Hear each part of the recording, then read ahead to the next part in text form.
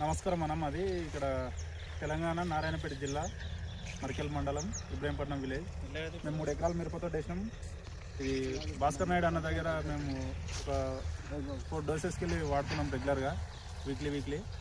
మన రీసెంట్గా మీటా ఎక్స్ అని అన్న మీ పేరేం పేరు అన్న? జరిగింది. నా పేరు సుధాకర్, నారాయణపేట జిల్లా మరికెల్ మండలం ఇబ్రాహీంపట్నం విలేజ్. మేము 3 ఎకరాల మిరపతో వేసినాం అన్న. ఇప్పుడైతే మేము రెగ్యులర్గా అయితే అన్న భాస్కర్ నాయుడు దగ్గర రెగ్యులర్గా మందులు తీసుకుంటున్నాం. సీడ్ అన్న? సీడ్ సీడ్ సూపర్ 10 వేసినాం అన్న, విన్నర్ సూపర్ 10 అన్న. ఎట్లుందన్న ఇప్పుడు ఇది? ఇప్పుడైతే అంతా బాగానే ఉంది అన్న, అంతా బాగానే ఉంది. పూత ఇట్లా అంతా మెత్తదనం ఇట్లా అంతా మంచిగానే ఉంది.